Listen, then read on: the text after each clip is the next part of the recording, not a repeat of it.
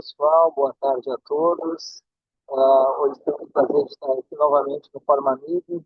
Meu nome é Paulo Gotardo, sou médico intensivista aqui de João Pessoa, onde coordeno a UTI do Hospital Nossa Senhora das Neves. Hoje vou estar junto com o meu colega Marcos Paulo você, que é intensivista titulado pela MIB, coordenador da UTI do Hospital Santa Juliana, da UTI do Norte. E a gente vai ter a satisfatória a atribuição de poder moderar essa brilhante empresa, né, essa brilhante discussão sobre o intensivista com esses dois colegas que, na verdade, dispensam comentários, apresentações, né, o professor Marcos Félix e o professor Hélio Pereira, né, pessoas que são grandes referências na área da terapia intensiva, os quais eu tenho a honra e o prazer de considerar grandes amigos, mestres, e que a gente vai continuar aprendendo hoje sempre. Então, primeiramente, chamar o professor Marcos Félix, né, para dar então uma aula aqui sobre síndromes coronarianas agudas. O professor Marcos é mestre da médica pela USP, é diretor da segurança do hospital, instrutor do ECOTIM, né, onde a gente muito bem, graças a Deus, e por quantidade de pesquisa. Muito obrigado por aceite, professor. É um prazer enorme estar aqui aprendendo consigo, como sempre. Só antes de interrompendo ainda, só lembrar, pessoal, que como as aulas são complementares, a gente vai deixar os questionamentos, as dúvidas para o final das duas aulas. E, enquanto isso, tudo que quiserem, vão colocando no QIA, né, para a gente poder ter as ordens. Ok. Obrigado, Paulinho. É um prazer estar aqui. Obrigado pelo board do Forme Amib, ao doutor Breno Bessen, a você, Paulo, a todos do Forme Amib e a diretoria da Amib que proporcionou esse webinar aqui. Deixa eu compartilhar aqui.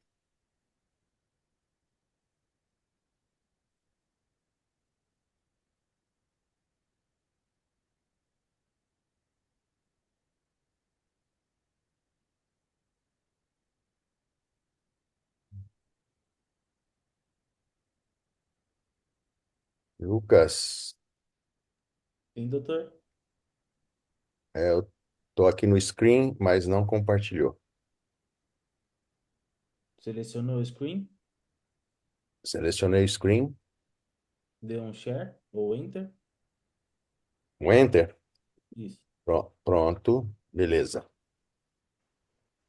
Um clique na tela e só avançar. Igual, doutor. Ok, obrigado. Então vamos lá. Bom, o tema que me foi proposto foi a síndrome coronariana aguda, né? E é um tema extremamente assim frequente nos nossos pronto-socorro, nos nossos PAs, nos nossos hospitais, e a gente vai tentar fazer um overview do que está acontecendo. Ou seja, tem guidelines de 2022 e saiu um agora em 2025, na metade do ano. Então a gente vai falar o que está estabelecido em 2022, tá certo? E o que mudou em 2025, tá? Para a gente ter a noção. Mudou muito pouca coisa. Mas vamos lá. Bom, as definições de infarto agudo do miocárdio passou por um período de epidemiológico, um período de avanço clínico, né? E as definições vêm desde da década de 50 pela Organização Mundial da Saúde, depois, já na década de 60, já houve uma mudança na sua definição, na década de 80, novamente pela Organização Mundial da Saúde e pela ISFC, depois, na década de 90, novamente uma mudança, e, finalmente, mais já de 2000 para cá, onde já está esses balões vermelhos aqui, já a ESC e a American Heart já entraram com mais peso nessas definições, tanto aqui a American Heart, a ESC, a American College e por aí todos, fazendo uma definição mais apropriada, chegando aqui em 2020 com a definição mais completa, mais fácil de ser entendida, mais acadêmica e mais facilmente diagnosticada no pronto-socorro. E facilitando isso, obviamente, para as pesquisas, onde a cardiologia é extremamente importante, as pesquisas foram as que iniciaram as cardiologias as pesquisas em medicina baseada em evidência, foi o setor de cardiologia. Então vamos lá, a epidemiologia do problema. A principal causa de morte no Brasil e no mundo ainda são as doenças cardiovasculares, particularmente o infarto. Veja só, 7 milhões de casos ao ano, sendo que 70% são infartos sem supra de ST, sem elevação do ST, e 30% com supra de ST, com elevação. A prevalência em jovens tem aumentando substancialmente, graças ao tabagismo, cigarros eletrônicos, à obesidade, ao aumento da hipertensão e da diabetes, e o uso, obviamente, de drogas ilícitas, como a cocaína e outros derivados. Sendo que a maioria do infarto agudo do miocárdio ocorre a mortalidade, a morte, ocorre nas primeiras horas de manifestação da doença, sendo que 40 a 60% ocorre na primeira hora, graças a arritmias fatais como um TV, FV sem pulso, né? Bom, e no infarto, nas 3 últimas décadas, houve uma redução da mortalidade, graças a técnicas de revascularização, fibrinolítico, uso de fibrinolítico, angioplasia primária e por aí vai. Tratamento medicamentoso, melhor controle dos fatores de risco, tá? A conscientização, programas de conscientização da população e protocolo e sistematização do atendimento graças à medicina baseada em evidência. E para isso, vamos agora definir anatomicamente e eletrocardiograficamente como que o infarto de 2020 para cá, como eu disse, foi catalogado e definido, tá? Então, se eu tiver um desconforto isquêmico precordial, eu posso ter situações em que me leve a causa disso, situações que me levam a um desbalanço entre oferta e consumo, né? Mas não do ponto de vista aterotrombótico. Você pode ter até a placa trombótica, mas ela não está causando nenhum malefício para você. E você pode ter algumas alterações leves no segmento ST, ou um T invertido, ou um ST infrado, pequena monta, que a gente vai depois definir essas mensurações. E pode também ter o componente aterotrombótico agora, né, na síndrome coronária aguda, onde você pode ter uma obstrução parcial do lúmen do vaso, ocluindo parcialmente, aqui representado pelo trombo. Você vai também ter uma alteração eletrocardiográfica sem supra de ST, porque você não ocluiu totalmente o vaso, portanto, não é um infarto transmural. E quando você tem uma oclusão total do vaso através da ruptura da placa aterosclerótica, formando um trombo, e aí com obstrução total do fluxo e causando um infarto transmural, obviamente o eletro passa a ser um eletro com elevação do supra de ST. E dando continuidade a esse diagrama, você pode ter situações em que não ocorre elevação do biomarcador, tá? Então, caracterizaria uma angina instável relacionada a uma demanda aumentada, ou aumento do biomarcador. Aí caracterizaria um infarto sem elevação do segmento ST. E a gente vai dizer o que é um infarto tipo 2 logo a seguir. Ou do outro lado do diagrama, se você tiver uma situação, você tem uma alteração de eletro aqui, mas se você não tem elevação do biomarcador, você pode ter uma situação de angina instável, porém mediada por trombose, mas sem oclusão do vaso ainda. Ou se tiver um aumento do biomarcador, tá? Você também pode ter uma não oclusão do vaso, tá? E provocar um infarto sem supra de ST. Porém, quando você tem aquela oclusão total, a elevação do biomarcador, no caso aqui a gente vai falar mais para frente de troponina, e o Hélio também vai falar sobre isso, aí você tem um infarto mais clássico, aí com elevação do segmento ST. Então, fica assim, oclusão total, supra, não tem luz nenhuma no vaso. Suboclusão do vaso, você tem a placa aterosclerótica, a placa de gordura aqui, né? O ateroma, e a luz aqui ainda sem oclusão total. Aí você pode ter alterações mais sutis do eletrocardiograma. Um pequeno infra ou sem infra, só alteração da onda T, tá? Aí é uma outra estratégia de diagnóstico, é uma outra estratégia de tratamento. Então, resumidamente, a síndrome coronariana aguda pode ser dividida em AM com supra, infarto sem supra, angina estável, onde você pode caracterizar clinicamente de alto risco, médio risco ou baixo risco, e a morte súbita. Tudo isso, como a gente deve abordar sistematicamente cada uma dessas situações.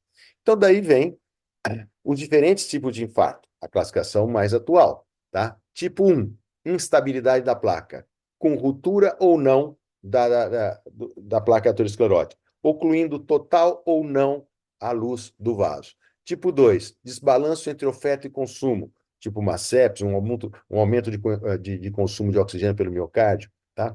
Onde tem uma reserva fixa de oferta de oxigênio. O infarto tipo 3, tá? Morte súbita, tá? O tipo 4, relacionada a procedimentos de angioplastia na sala de hemodinâmica. E o tipo 5, relacionado a infarto, a procedimentos dentro de uma sala cirúrgica, ou seja, relacionado à cirurgia cardíaca. Tá? Bom, e daí temos que definir algumas características clínicas disso daí. Por exemplo, a diferenciação de injúria para infarto do miocárdio. Na injúria, o termo lesão miocárdia deve ser empregado em pacientes com valores de troponina cardíaca pelo menos em uma dosagem acima do percentil 99 do limite de normalidade.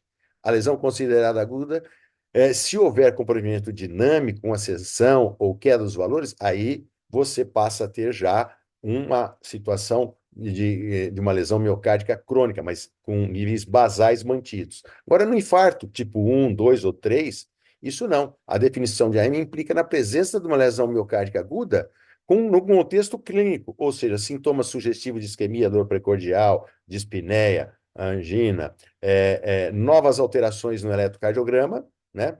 Presença de onda Q evolutiva, né? Exame de imagem evidenciando uma contratilidade segmentar alterada, se você tiver um eco à beira do leito, né, ou no pronto-socorro, né? E, às vezes, até a identificação do trombo intracoronário através de exames de imagem. Bom, então, esquematicamente, como é que fica isso para ficar uma coisa mais visual? Infarto tipo 1, você tem aqui, podendo haver a ruptura da placa, tá aqui, e o trombo, o colágeno é exposto, o trombo se forma por ativação da plaqueta e dos fatores de coagulação, oclui totalmente. Ou então, oclui parcialmente. O de baixo seria o infarto sem supra e o de cima o infarto com supra. Os dois estão incluídos dentro do tipo 1. Tá? O tipo 2 é oferta e consumo.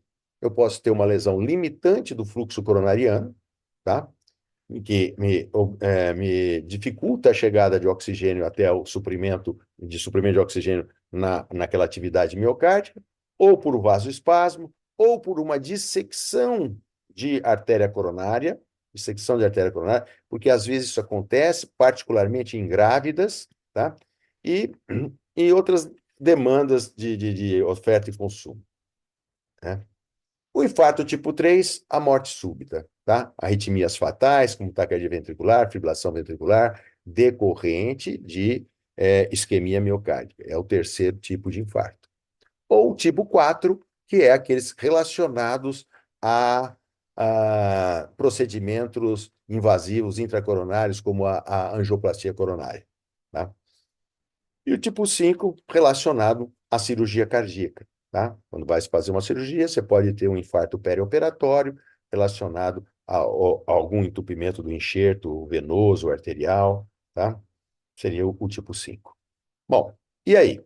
Quando a gente vai para análise do biomarcador, no caso aqui, a troponina, né? Os outros biomarcadores você pode se fazer também, CPK, CKMB massa e outros, né? Mas hoje em dia a troponina está em todos os lugares, fica muito mais fácil você raciocinar com ela. Então, nesse gráfico aqui, onde a gente tem aqui o tempo dos sintomas na abscissa e o nível da troponina ultrassensível. Veja que no infarto agudo ela tem uma ascensão e uma queda. E ela tem que estar acima do percentil 99 do valor basal, que é essa linha verde embaixo.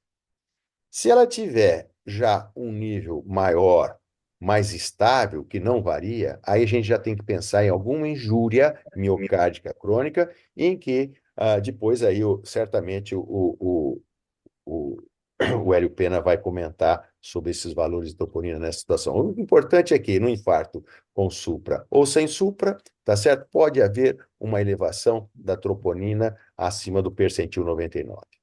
Bom, e aqui um algoritmozinho só para a gente diferenciar o caminho a ser seguido, né? Se eu tiver uma troponina elevada acima do percentil 99, curvando, né, fazendo uma curva de troponina com elevação e queda, eu posso ter uma isquemia com isquemia aguda, eu estou à frente do infarto do miocárdio, podendo ser por aterosclerose ou trombose, aí vai o tipo 1, tá? Ruptura ou erosão da placa.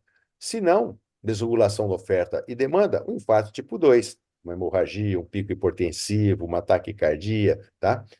Se eu, por lado de cá, eu não tiver algum sinal de isquemia aguda e tiver uma lesão miocárdica aguda, o que vai acontecer? Pode ser uma miocardite, uma fibrilação atrial, uma sepse, situações outras que podem me aumentar a troponina, mas não fazer aquela curva característica do infarto agudo, tá?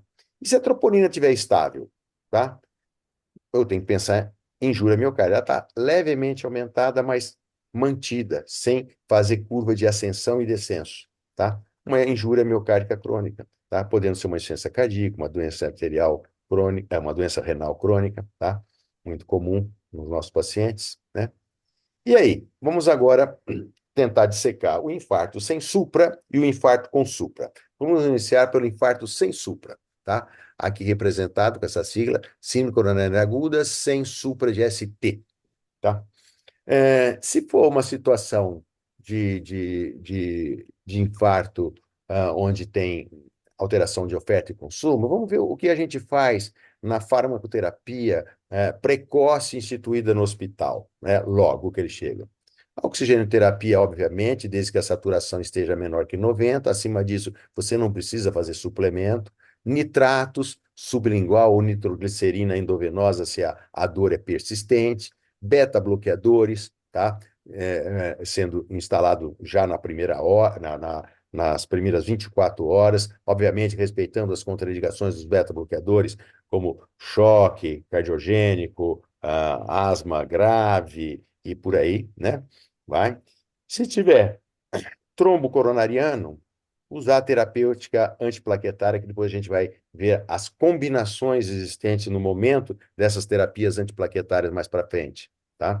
Como a aspirina, o clopidogrel, o prasugrel e todos os outros aí que hoje estão na prateleira podendo ser usado. Os anticoagulantes, tá? Com a heparina não fracionada, a inoxaparina, tá? O fondaparinux, tem vários tipos de heparinas que a gente pode ser usado conforme o momento e aonde estiver, tá? E a terapia com estatina. Hoje já é bem claro o uso de estatina bastante potente, como a torvastatina e a rosuvastatina em doses altas, para poder reduzir os lípides, né? E, eventualmente, até reduzir a placa aterosclerótica daquelas outras lesões que ainda estão em evolução. E o inibidor da enzima conversora, tá? Então, vamos, passo a passo, aumentar esse grau aí de intervenção farmacológica e, posteriormente, a intervenção invasiva e depois toda a sequência que vocês já tratam esses pacientes nas suas UTIs e nas unidades coronárias. Vamos aos marcadores bioquímicos, como é que está aí, quais são os níveis de evidência em infarto sem supra-ST, tá? A troponina ultrassensível, tá? Na admissão é ideal e deve ser realizada 1 até 2 horas e podendo ser repetida após, tá? Em 3 e 6 horas. Grau de evidência 1B, tá? 1B, veja que é bastante elevado. Você pode dosar CKMB, porém já o nível de evidência já reduz um pouco, tá? E a utilização de mioglobina já vai para o grau 3, ou seja, tem muito pouca evidência disso daí. Então, ficarmos satisfeito com a medida e a curva da troponina. Então, um nível de uma 1B, portanto. Se a gente agora vai para analgesia e sedação no infarto sem supra de ST, nós estamos falando de infarto sem supra, tem sempre aqui o eletrinho aqui em cima mostrando as alterações que não tem deslocamento para cima, e sim deslocamento para baixo, ou às vezes não tem nenhum deslocamento do segmento ST. Tá? Analgesia e sedação, usar a morfina. Tá? Morfina em pacientes que mantêm dor contínua, apesar da terapia antiisquêmica otimizada. Você pode também administrar aqui o nitrato, né, como já disse anteriormente, via oral ou até o endovenoso para reduzir a dor. A morfina é grau de evidência 2B, nível B, tá?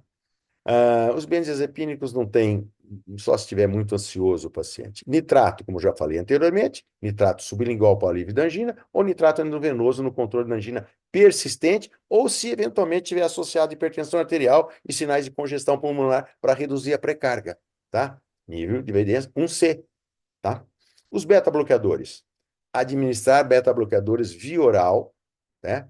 Nas primeiras 24 horas, em pacientes sem contraindicações, que são insuficiência cardíaca, baixo débito, choque cardiogênico avançado, mas às vezes aqui já é um nível 2A e nível de evidência B. Tá? Continuando ainda no infarto sem supra de ST, terapia antiplaquetária inicial. Tá? Não realizar pré-tratamento com o segundo antiplaquetário, ou seja, inibidor do receptor P2Y2, tá? Não iniciar um segundo, tá? Nos pacientes instáveis, ou nesses casos aí que eu estou falando, nos pacientes instáveis de elevado risco, sendo a sua utilização recomendada para a sala de cateterismo, tá? Ou seja, 1B nível de evidência. E vindo aqui embaixo, eu marquei com as listas vermelhas os relevantes, tá? Para poder ficar mais fácil aqui a apresentação. E estratégia, e usá-los nas estratégias pré-tratamento com prasugrel ainda não é recomendada, tá? Nível 3. Agora, os anticoagulantes, depois disso a gente vai explicar melhor como isso é usado. O uso do Fondaparinux, tá? A alternativa à enoxaparina pode ser usado, tá? Uso preferencial da enoxaparina versus a não fracionada em pacientes com clínicas acima de 15 ml, tá? Nível de evidência 2AB, tá? Uso preferencial, como disse, da heparina não fracionada na emergência ou na sala de hemodinâmica em pacientes de alto risco. A Fondaparinux em pacientes com clínicas menor que 20 ml, tá? Uma alternativa. Tá? Continuando. Agora, quanto à estratégia invasiva de urgência, ainda na síndrome coronária aguda, sem supra de ST, aqui, tá? A estratégia invasiva urgente, imediata, está indicada em pacientes sem supra de ST, IAM com sem supra, ou com angina refratária, ou instabilidade hemodinâmica, ou tempestade elétrica, sem comorbidades graves, obviamente, né? Ou contraindicação do procedimento. Ó, nível de evidência 1A, o máximo que pode ter. Veja as indicações dessa estratégia sem supra de ST. Né? Instabilidade hemodinâmica ou choque cardiogênico, dor torácica refratária ao tratamento medicamentoso, todos esses que eu falei, morfina, oxigênio, nitrato, endovenoso, arritmias malignas ou parada ou PCR, complicações mecânicas do IAM, insuficiência cardíaca aguda e alterações recorrentes do ST, tá? Com elevação intermitente e dinâmica. Tá? Bom, quanto à minoca, tá na aula do Hélio, né? Mas só para falar para vocês aqui, o IAM sem a presença de doença arterial coronariana, ou seja, sem DAC obstrutiva, são classificados como minoca, que a sigla do inglês é Myocardial Infarction with no Obstructive Coronary Arteries. Tá? Ou seja, aproximadamente 2/3 dos pacientes com minoca têm apresentação clínica de IAM sem supra de ST. Tá? E aí depois fica aqui a pergunta para a gente debater lá com o Hélio. A síndrome de Takotsubo pode ou não ser considerada uma minoca, já que o Takotsubo não tem lesão coronariana, tá? Não tem lesão coronariana. Tá? Também.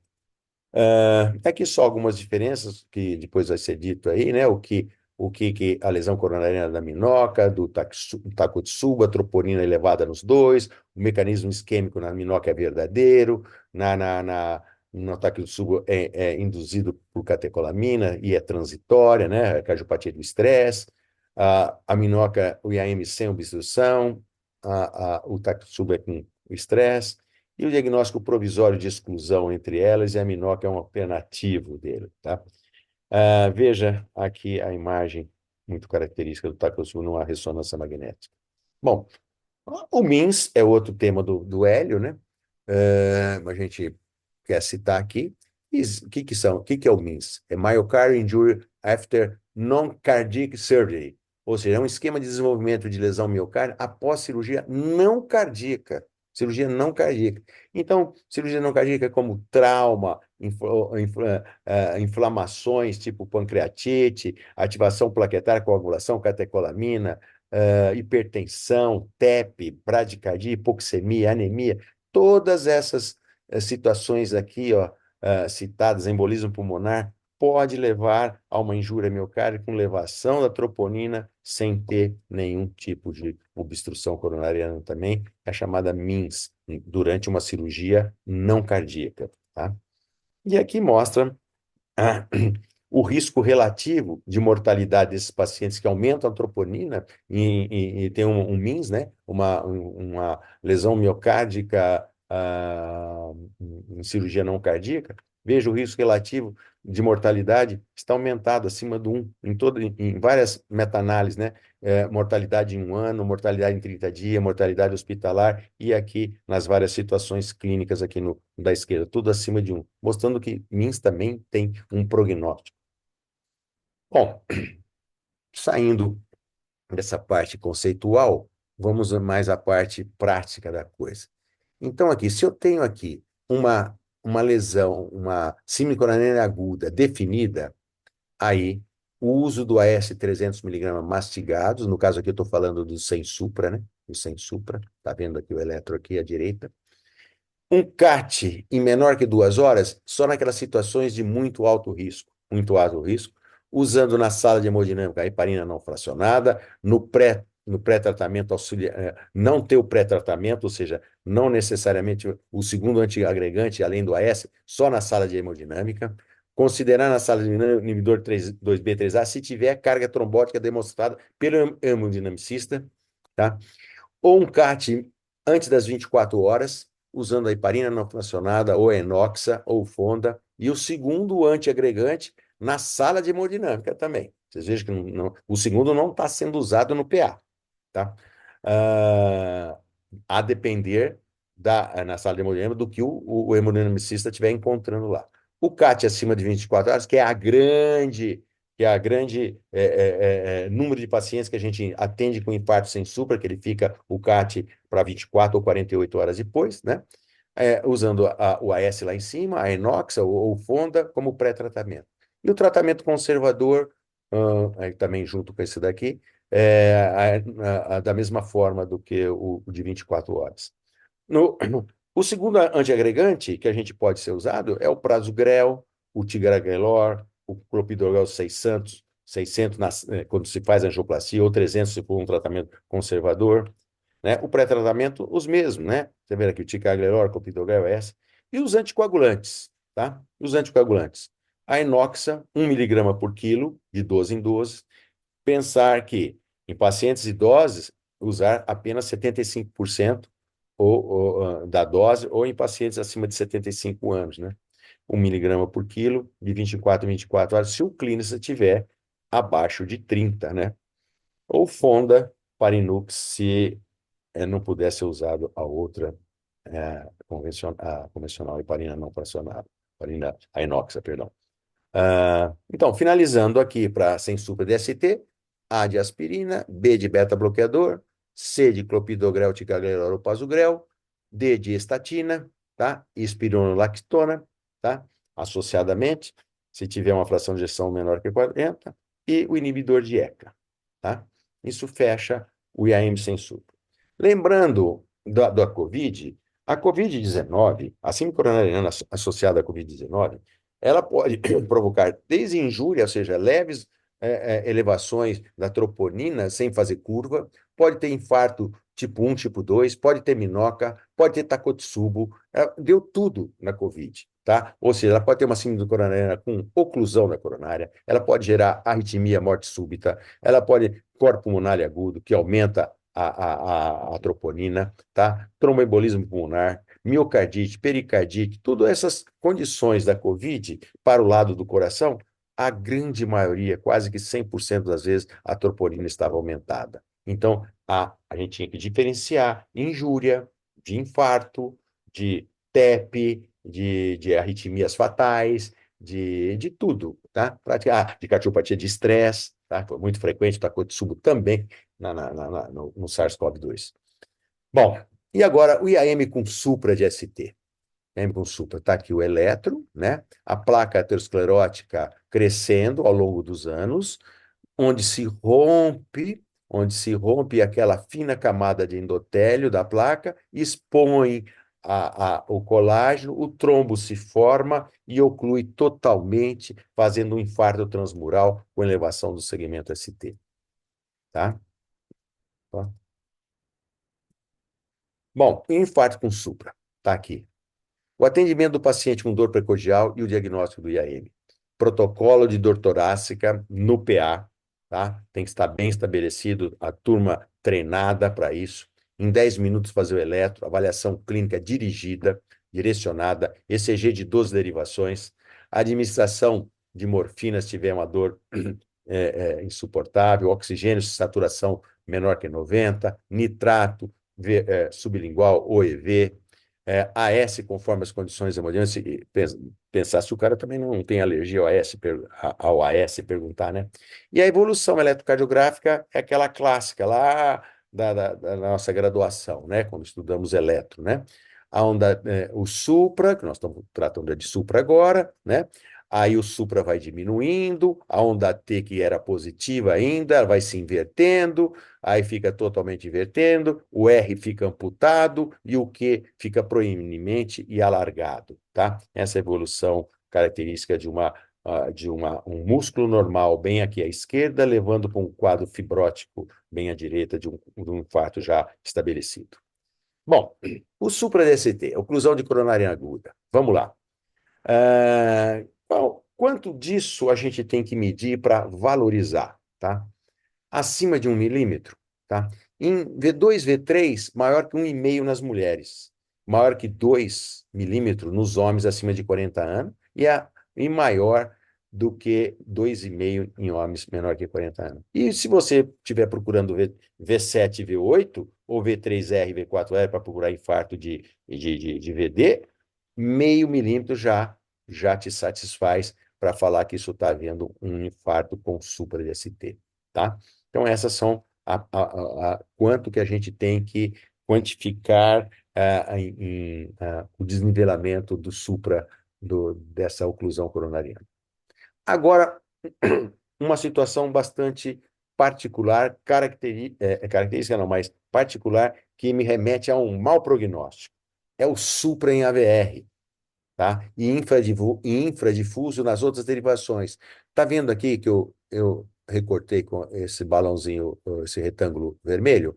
Então, aqui, ó, um suprinha de AVR. Quanto maior o supra de AVR, pior é o prognóstico do paciente. E veja que ele tem as imagens invertidas em espelho, onde estão essas outras setas aqui, tá? Então, quando eu tenho supra de AVR e infra nas outras, em 6 derivações, acontece isso aqui. Ó, veja, se eu colocar aqui mortalidade e aqui tempo, veja, os pacientes que tiveram elevação do ST na derivação AVR acima de 1 milímetro, a mortalidade é maior. Nos que não tiveram elevação de ST na derivação AVR, veja, a mortalidade é menor. Portanto, nesses pacientes é imediato o tratamento invasivo em menos de 2 horas, porque esses pacientes são de mau prognóstico, pode evoluir a choque cardiogênico e até a morte, tá? Bom, lembrar do padrão de Wellens, né? Também sugestivo de lesão grave no sistema coronário esquerdo, particularmente de DA, né?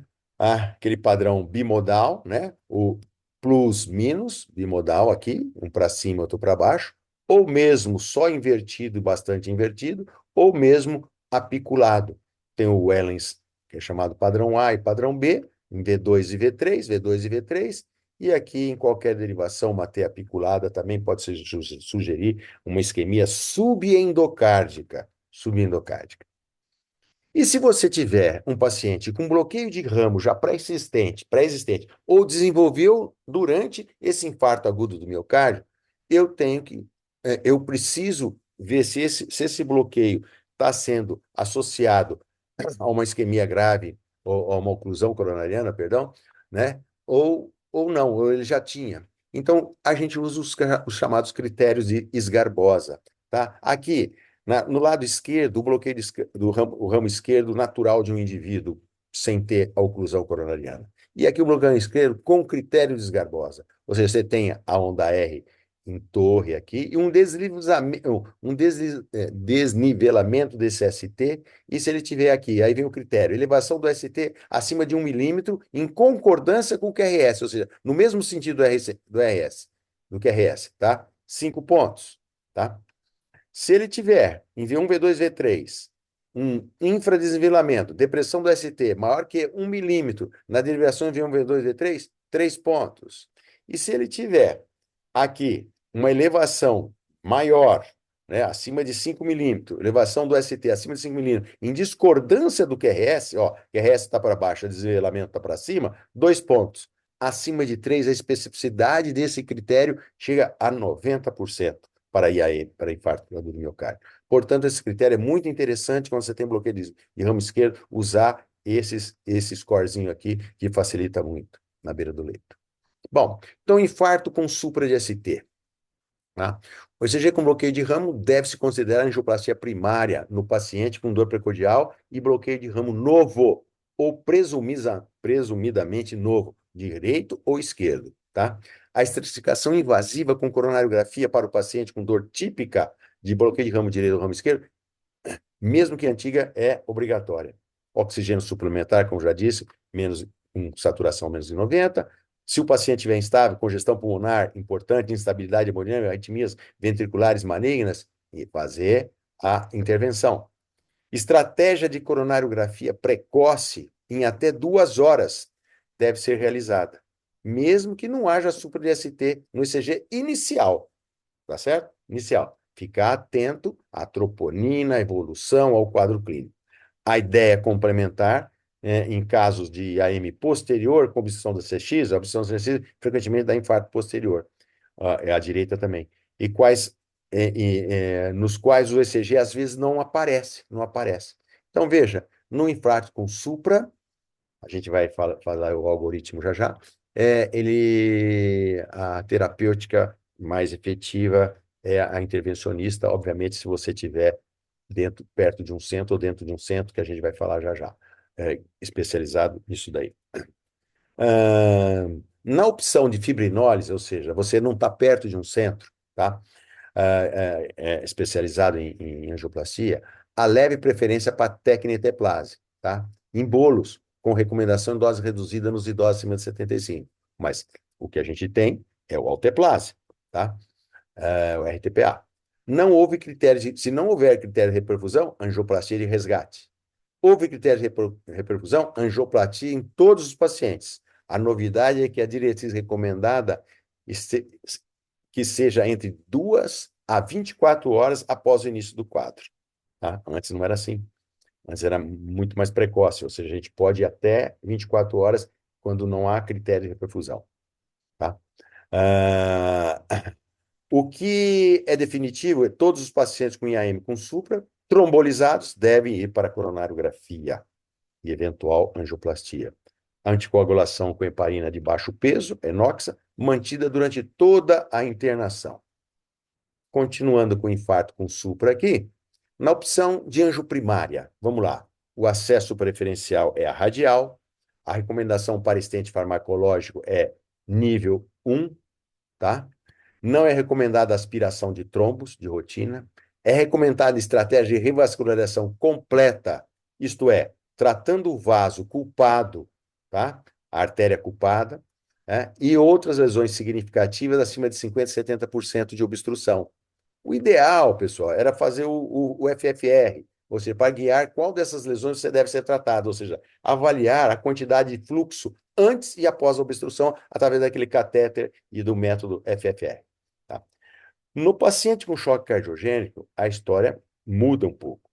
Em junho de 2018, né, o ESC publicou uma atualização do estudo Culprit Shock, que mostrou que nesse grupo de pacientes deve-se apenas abrir a lesão culpada pelo IAM e deixar as demais, as outras artérias, para um segundo momento. Isso com o intuito de minimizar o tempo, fazer um procedimento mais rápido para melhorar a perfusão ali e não deixar o paciente muito complicado numa mesa de hemodinâmica. Outros aspectos do tratamento também. Aí começa as antiagregações, uma confusão de antiagregantes. A antiagregação plaquetária. As novas opções são: a preferência é a S-clopidogrel. Os novos antiagregantes, ticagrelor e pasugrel, só após 48 horas. E isso, veja, estou falando daqui de 2018. Muito disso daqui não mudou. Depois, lá na frente, eu vou falar do que mudou. Tá? A angioplastia, a preferência são os novos inibidores da P2Y12, tá? Que é o ticagrelor e o pasugrel, ou o pasugrel. Inibidores 2B3A perderam espaço. Somente se o hemodinamicista te falar que tem uma alta carga trombótica na artéria coronária, e aí você tem que ficar lá pingando o 2B3A, tá? A biximab, né? Em pacientes de alto risco, infarto com supra, tá? Ah, de alto risco, ticagrelor pode ser mantido até 36 meses após o IAM.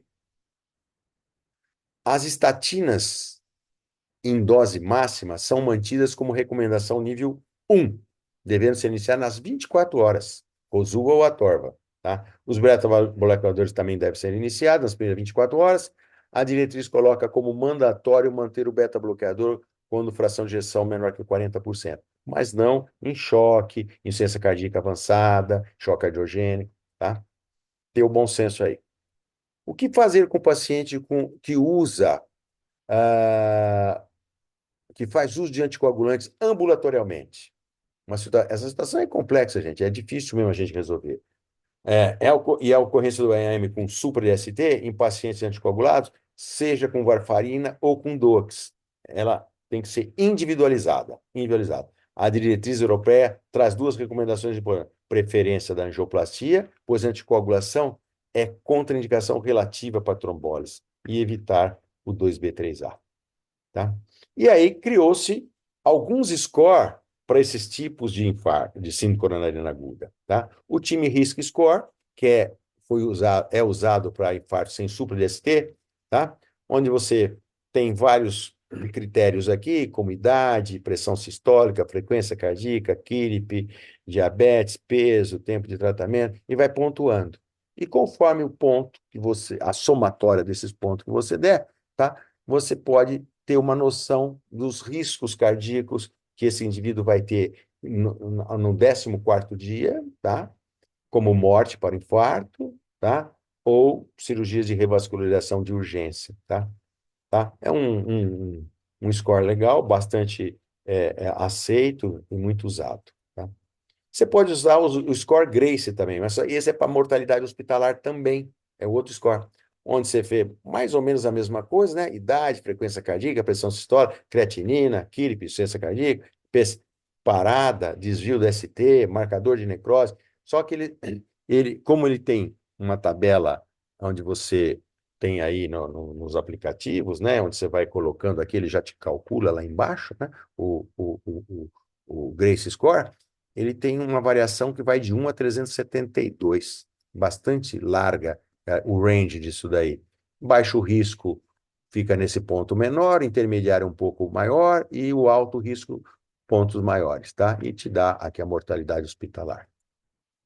E existe o Heart Score também. Heart vem de história, de eletro, de anos de idade do paciente, R de risco, né, fatores de risco, e T de troponina, onde você pontua aqui de 2, 1 ponto, 2, 1 ponto, 2, 1 ponto, e assim vai sucessivamente, onde Você pode, através desses pontos, calcular também os eventos cardiovasculares que ele pode ter nessa internação, os chamados MACE, MACE, que vem a ser MACE, Major Adverse Cardiac Events, ou seja, os eventos cardíacos adversos maiores, que são infarto, né, o reinfarto, acidente vascular cerebral, morte cardiovascular, morte por qualquer causa, revascularização do vaso-alvo e outros.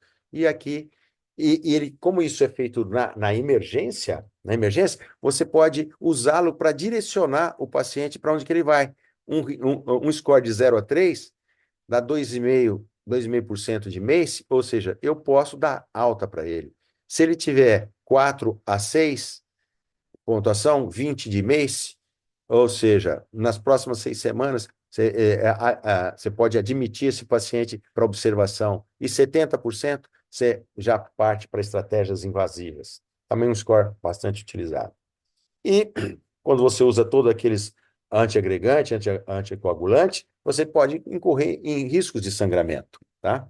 Ah, esse risco de sangramento eu posso medir, quantificar, ou prever, ou melhor dizendo, através do Crusade, que é um outro risco, é um outro score, perdão, e para síndrome coronária aguda, também sem supra de ST, onde eu faço pontuações aqui de várias coisas, de hematócrito, de creatinina, de frequência cardíaca, de sexo, e aí vai dando a pontuação, você soma o score e ele vai te dar se ele tem um risco maior ou se ele tem um risco menor aqui, ó, muito baixo, baixo, moderado, alto ou muito alto, tá? Para você tomar cuidado naquela tua anticoagulação ou naquela tua antiagregação, tá?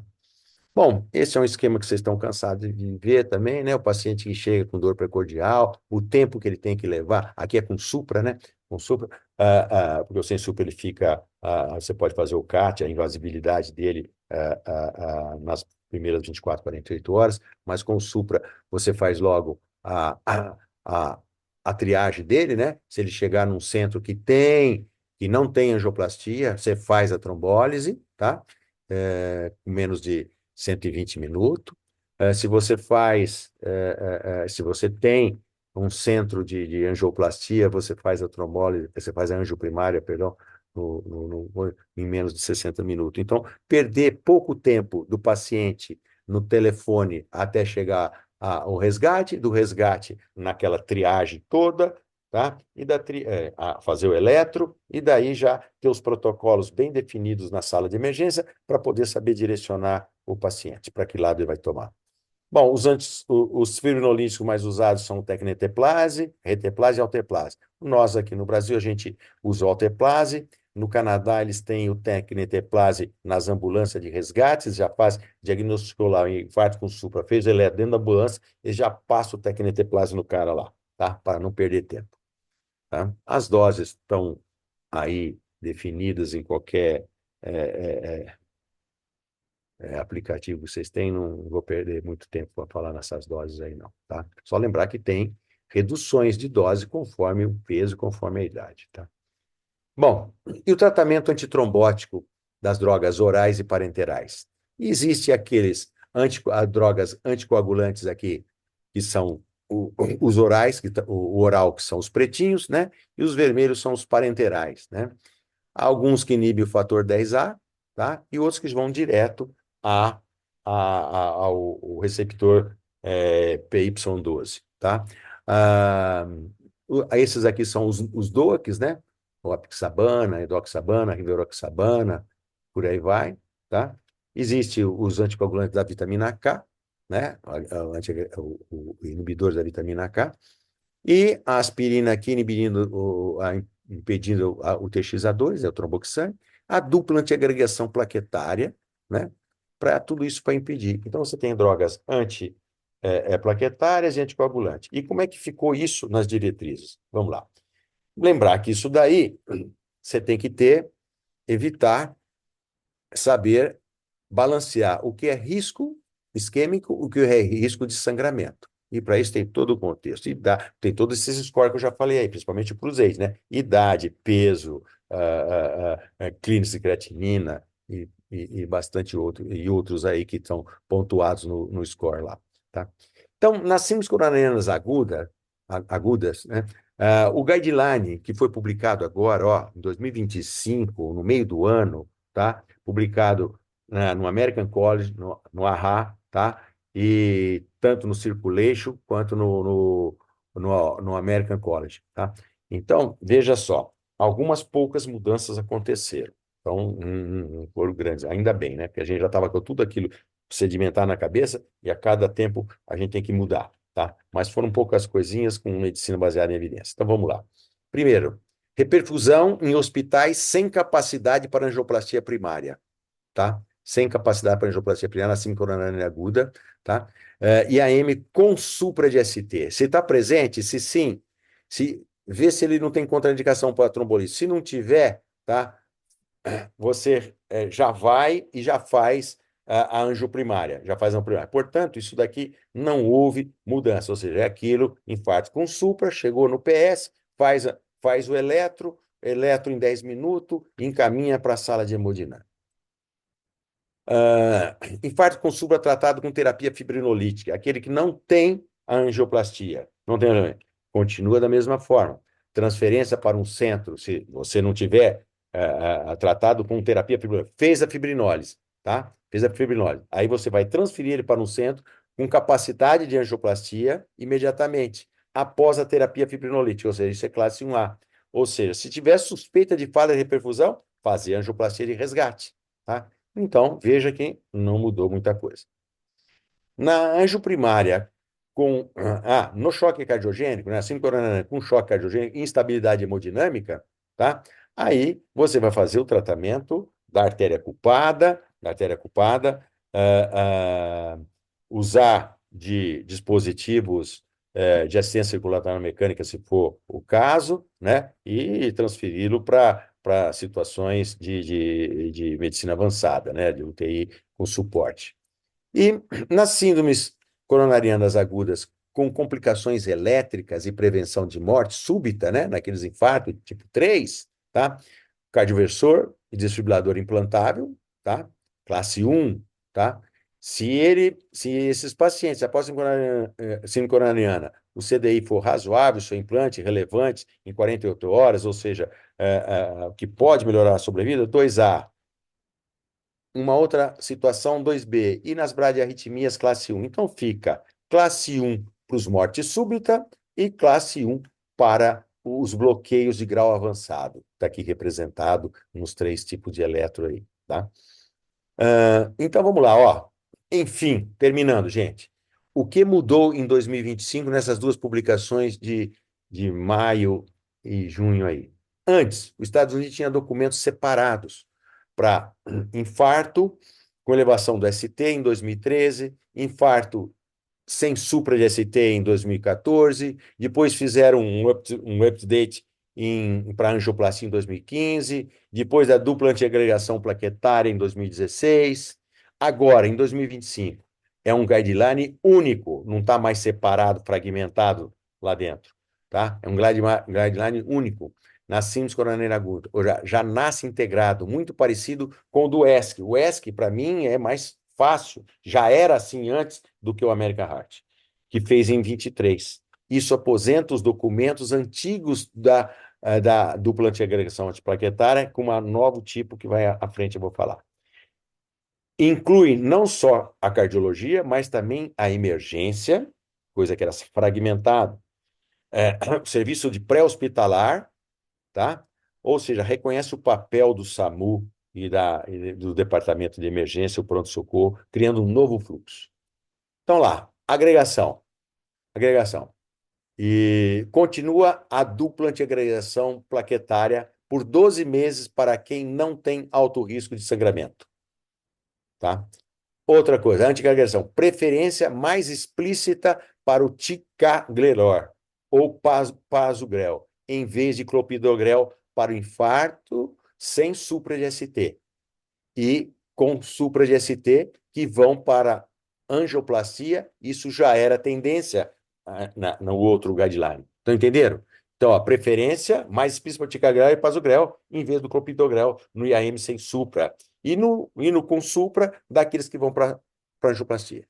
Descalonamento organizado. Se o paciente tolerou bem, pode ir para monoterapia com ticagrelor por mais de um mês pós a angioplastia. Se precisa de coagulação crônica, tira a aspirina com 1 a 4 semanas, por 1 a 4 semanas, e mantém só o P2Y12, que é o clopidogrel de preferência. Isso substitui o DAPT de 2016, ou seja, a dupla antiagregação de 2016. Tá? Iniciar beta-bloqueador nas primeiras 24 horas, salvo contraindicações. Estratégia invasiva. E quem eu levo para o laboratório? Para a simcoranina sem supra de ST, de risco intermediário a alto, o guideline 25 fala: faça estratégia invasiva durante a internação com intenção de revascularizar. Para os de baixo risco, ele admite uma abordagem seletiva guiada por estratificação, quer seja clínica, por radioisoto, por aí vai. Aí a internação se prolonga, né? Estratégia invasiva e quem eu levo para o laboratório? Para a simcoranina sem supra-DCT, de risco intermediário a alto, o guideline de 2005 fala: faça estratégia invasiva durante a internação com intenção de revascularizar. Veja, a mesma coisa. Para os de baixo risco, ele admite uma abordagem seletiva guiada por estratificação.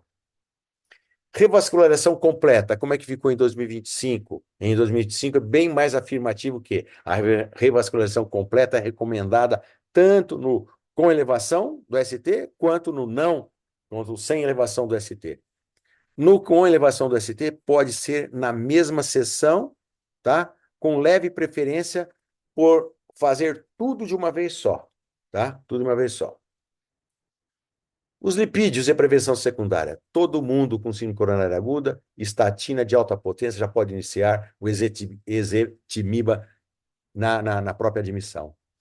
Se mesmo o LDL estiver acima de 70, ou mesmo entre 55 e 70, em muito alto risco, o guideline fala em não usar estatina, e sim o PKS-K9. Nossa, isso daí não é fácil ter, não é qualquer um serviço que tem, é caro, foi uma verificação de pesquisa e agora que está sendo introduzido aqui no Brasil. Reforça a reabilitação cardíaca, inclusive para internados, ou seja, reabilitação fundamental. Anemia e transfusão, transfundir, lembra da hemoglobina? Para manter a hemoglobina perto de 10. Pode ser razoável na síndrome coronariana aguda, com anemia e sem sangramento ativo. Isso não aparecia assim nos antigos. É claramente fruto de dados mais novos. Por exemplo, o estudo MINT. Tá? No choque cardiogênico dispositivo, consolida o que veio depois do Kupret choque, ou seja, a angioplastia só do vaso culpado no choque. Só do vaso, não fazer toda ela. Não fazer multivaso de rotina no mesmo ato. Isso no choque cardiogênico, né, pessoal? E pela primeira vez, o guideline americano põe de forma explícita que bomba de fluxo microaxial, ou seja, a assistência circulatória mecânica tipo Impella, pode ser razoável no infarto agudo com choque cardiogênico, tá? Mas alerta aos sangramentos, que é muito frequente. Condutas na UTI pós-cirurgia cardíaca. Integrar fluxos entre o cateterismo e UTI e a emergência para reduzir o tempo de reperfusão, ajustar a antiagregação conforme o risco de sangramento cirúrgico, mobilização e reabilitação precoce, educação do paciente para adesão terapêutica e controle dos fatores de risco. É o que tudo a gente faz em todas as doenças, né? Esse tipo de orientação final que engloba multidisciplinaridade, né? Concluindo, o guideline de 2025 consolida o manejo completo da síndrome coronária aguda, ou seja, num documento só. Reforça que a abordagem na angioplastia deve ser pela radial, a dupla antiagregação plaquetária, imagem intravascular, tá? Se puder usar, né? O ultrassom intracoronário, revascularização, não só ultrassom intracoronário, mas a imagem que ele está dizendo aqui também, a cinecoronografia, e revascularização completa. ênfase em prevenção secundária agressiva e integração multiprofissional, objetivo, reduzir a mortalidade e o prognóstico a longo prazo. Só lembrando que o choque cardiogênico, nesses pacientes, ocorre em 10% dos casos, e mortalidade alta em torno de 50%, né? Continua valendo a classificação SCAI, desde alto risco até o risco extremo, é onde você, isso do choque cardiogênico, infarto com choque, para você direcionar o que tipo de Intermax ele tem, né, que é um outro scorezinho aqui, para indicar qual tipo de assistência circulatória mecânica que você vai usar. Quer seja ECMO, Impella, balão intraórtico, Centrimag, e aí vai depender se você tem isso no teu serviço, se você tem disponibilidade, e se isso tudo é ponte para transplante, tá? Ou terapia de destino.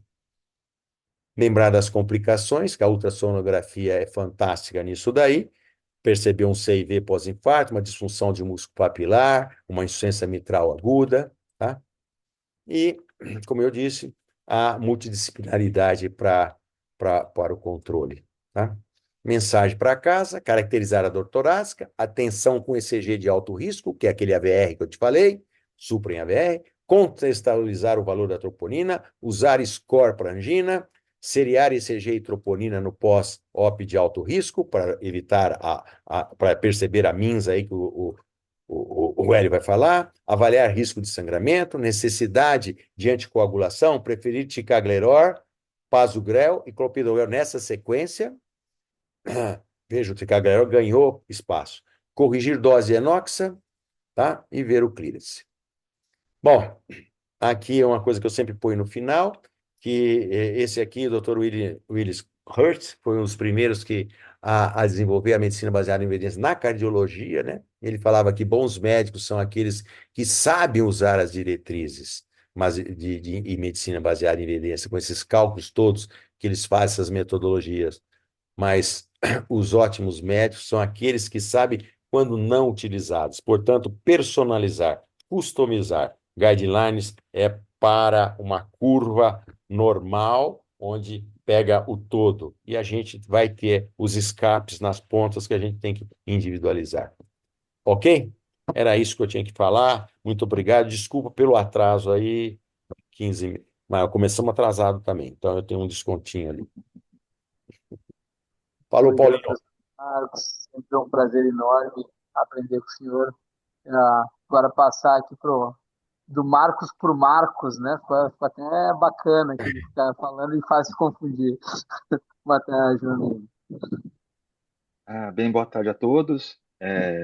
Eu sou Marcos, eu sou médico intensivista aqui em Rio Branco e tenho a honra de ter sido convidado para esse Farmamib. Eu quero agradecer pelo convite que recebi e tenho a honra de apresentar o Dr. Hélio Pena Guimarães, que vai complementar a fala do Dr. Marcos Férez agora sobre a troponina na UTI, como diferenciar o infarto, o MINOCA e o MINS.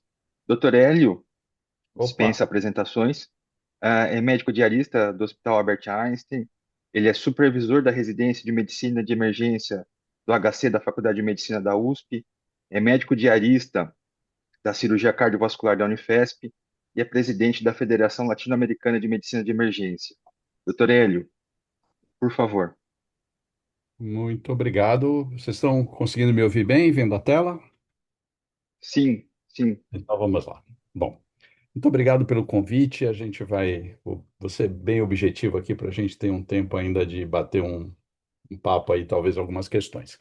Bom, coube a mim falar um pouco para vocês sobre troponina na UTI, né? Como diferenciar aí o infarto, INOCA, MINS, que são temas que o Marco já falou um pouco para vocês, tá? Vamos lá. Bom, primeiro assim, o que é a bendita ou a maledita troponina, como é que a gente brinca assim no dia a dia, né, da terapia intensiva, da medicina de emergência e da cardiologia? Eu brinco que às vezes a troponina ela é um baita aliado, mas às vezes ela atrapalha a gente pra caramba também, né? A troponina cardíaca, ela é uma proteína reguladora do complexo contrátil do músculo cardíaco. Então, com o avanço tecnológico que a gente teve nos últimos anos, a gente começou a dosá-la e ela passou a ser um biomarcador extremamente utilizado. Eu me arrisco a dizer que deve ser um dos biomarcadores mais utilizados na medicina, que a gente faz no dia a dia. E com o advento da troponina de alta sensibilidade, a chamada troponina CTN, a gente começou a detectar mínimas elevações e o diagnóstico foi ficando mais precoce, mais preciso, com novos desafios interpretativos, né? Então, na interpretação clínica da troponina, a gente tem dois cenários, né? A gente tem aquele cenário que o paciente tem uma lesão isquêmica, que o Marcos falou muito bem, e aí eu tenho aí o infarto tipo 1 ao 5, que a gente vai relembrar, que o Marcos já comentou também, o MINS e a angina instável. E a gente tem aquele padrão das lesões não isquêmicas. Aí a gente tem a miocardite, a embolia pulmonar, a insuficiência renal crônica, que também são condições que propiciam a liberação desse biomarcador, né? Então, nesses cenários, para diferenciar esses diagnósticos, é importante entender e relembrar um pouquinho de como é que é a cinética dessa troponina e como é que ela se comporta nisso, né? Então, a cinética da troponina que vai definir para nós para que lado eu estou indo em termos diagnósticos é como é que ela faz essa famosa curva de elevação. Então, como é que ela se eleva e como é que ela queda, como é que é a queda dessa curva, e isso vai ajudar a distinguir claramente, pelo menos na maioria dos pacientes que a gente lida ali no dia a dia, aquele padrão de uma lesão aguda para uma lesão crônica, né? E é importante adaptar essa avaliação da cinética da troponina com o contexto clínico, que é presença de sintoma, alteração de eletro ou alteração de algum exame complementar de imagem, geralmente, que pode me trazer mais informação. Então, como eu falei, eu costumo brincar que troponina às vezes é igual quem é mais das antigas aí, não, o Marcos entende muito bem a piadinha, mas assim, existia uma figura caricata aí nos anos 80, 90, ainda no Brasil, que era o Chacrinha, e o Chacrinha era um comunicador de auditório fenomenal, e ele sempre vinha com uma piadinha que ele dizia assim: eu não vim aqui para explicar, eu vim para complicar. E às vezes a troponina aparece na vida da gente, os métodos que a gente tem para dosar a troponina lembram um pouco o chacrinha, porque elas vêm para complicar. Por quê? Porque vocês estão vendo essa tabela aí, tudo isso altera a troponina, né? Então eu tenho as causas cardíacas que vão desde contusão, às arritmias, as cardioversões que a gente tanto faz no dia a dia, intervenções coronárias percutâneas, enfim, e a gente tem uma quantidade enorme de causas não cardíacas. Aí a gente tem a embolia pulmonar, a hipertensão pulmonar severa, o próprio AVC, né? Sepse, então, uma parceira que a gente já aprendeu a conviver mais com essas variações de troponina da sepsis, que no início nos assustavam muito. Quantas vezes a gente não saiu correndo com pacientes sépticos da unidade de terapia intensiva para tentar forçar a barra, brigar com o hemodinamicista para que ele fizesse um estudo invasivo, quando a gente estava frente a uma lesão que era esperada ali, uma variação da troponina. O fato é que esse foi o percurso que a troponina andou fazendo nas nossas emergências e nas nossas unidades de terapia intensiva, né? Quando a gente tinha as primeiras dosagens de troponina, ali da década de implementação nos anos 90, 1995, a gente tinha troponina que a gente dosava, o ponto de cutoff era em torno aí de maior ou igual a 1,5 nanograma por ml. Quando a gente passou para troponina C, a gente passa aí para maior a 0,10 nanogramas por ml. E aí, quando a gente chegou na tão prática, mas às vezes famigerada troponina ultrassensível, a gente passa a dosar aí, a gente passa a ter pontos de corte de 0,04 nanogramas por ml. E aí, o que era para muitas vezes nos ajudar, criou, de certa forma, um problema na interpretação. Porque a partir de 2007, a gente começa a ter vários pacientes, né, com variações de troponina diagnosticadas pela troponina ultrassensível, que a gente fica meio na dúvida do que fazer, porque a gente já não sabe se efetivamente eles têm uma lesão clara miocárdica ou não. E aí vem uma série de algoritmos de interpretação. Esse é um algoritmo publicado no American Heart Journal em 2010, logo depois que a gente começa a ter essa troponina mais ultrassensível, trabalhando de como é que eu trabalho com as variações de acordo com o INFAT. Era um algoritmo bem interessante do Harvey White, da Nova Zelândia, e ele colocava ali, olha, eu tenho um basal de 14, entre 14 e 52, maior que 53. Se eu tenho menor que 14, eu retesto em 6 horas, avalio junto com os sintomas clínicos. Então, se isso cai para menos de 14 em 6 horas, a probabilidade de ser doença coronária é pequena, mas se isso continua aumentando, eu devo ir pensar na parte do meio do algoritmo. A parte do meio do algoritmo era retestar 3 horas depois. Teve variação para menos do que 50 eu considero avaliar mais uma dosagem. Se teve variação para mais de 50, eu já considero a possibilidade de infarto. E, finalmente, ele colocava ali, se já tem mais de 53 na primeira dosagem, retesta em 3 horas, se variou mais do que 20%, eu já fecho o diagnóstico de infarto. Esse era um dos algoritmos que a gente tinha outros também, esse aqui do American College, que era troponina elevada e avaliava, eu gostava mais desse aqui, avaliava a probabilidade pré-teste ali, que o Marcos falou, alguns dos scores para caracterizar a dor, e aí eu conseguia dizer, baseado nisso, se a possibilidade de doença coronária era alta ou baixa e se eu ia para uma estratégia invasiva ou não. O fato é que, assim, o que é infarto agudo? O Marcos colocou muito bem. Quais são os critérios diagnósticos que eu tenho? É só troponina? Não, eu tenho elevação de troponina acima do percentil 99, mas eu tenho que ter ali sintoma, né? Eu tenho que ter uma alteração eletrocardiográfica, uma disfunção do miocárdio por um exame de imagem, ou um trombo intracoronário que eu consiga identificar. E aí eu vou distribuir esse diagnóstico nos 5 tipos que a gente tem. Tipo 1, o primário ali, rotura ou erosão de placa tradicional. O tipo 2, quando eu tenho uma oferta, um desequilíbrio entre oferta e consumo de O2, que é extremamente comum na terapia intensiva, então talvez por isso a gente tenha muitas vezes alguns paradigmas, algumas situações emblemáticas de como a gente interpreta a troponina naquele cenário, se é coronário, se é doença coronária ou não. E aí eu lembro para vocês arritmia, anemia, hipotensão, hipóxia. O tipo 3, que é a morte súbita, que a gente pega muito na emergência, aquele cara que teve morte súbita abortada ou morreu e a gente não conseguiu ressuscitar e vai para a necro e lá a gente descobre o diagnóstico de infarto. E o tipo 4 e 5 mais comuns na cardiologia, que são após intervenção coronária percutânea ou cirurgia. Bom, na UTI é muito prevalente o tipo 2, é fato, porque a gente tem muito cenário que aumenta consumo. Então, a gente tem sepse, a gente tem choque séptico, a gente tem insuficiência respiratória aguda, tem muita hipotensão, às vezes relacionada ou não a choque cardiogênico, mas hipotensão é muito comum. Nossas taquiarritmias são bem frequentes, hipóxia grave. Então, assim, é importante e o intensivista diariamente se defronta com esse cenário que é: será que essa variação de troponina que eu estou tendo perfaz uma necessidade de uma intervenção coronária ou não, né? E aí, junto com isso, a gente tem o Minoca. Quantas vezes a gente não bateu o martelo e foi lá brigar com o hemodinamicista e dizer, não, olha, está subindo, vamos partir para uma intervenção, vamos fazer uma estratégia invasiva, e a gente chegava lá, tinha, por exemplo, os infartos sem obstrução, né? Então, Minoca é um infarto sem obstrução coronariana, a gente tem 5 a 10% de prevalência, ou, na verdade, 50% de pacientes que não têm obstrução ou obstrução que não justifica aquele achado que eu estou tendo da suposta isquemia. E o Marcos falou bem, a gente tem vários mecanismos para isso, a gente tem desde o espasmo coronário, que é transitório, até a disfunção microvascular, que é muito comum na sepse também, alteração funcional das pequenas artérias coronarianas, trombose transitória, miocardite, também muito comum nos quadros sépticos, né? E a dissecção da síndrome coronária, que é mais comum nas mulheres mais jovens, né?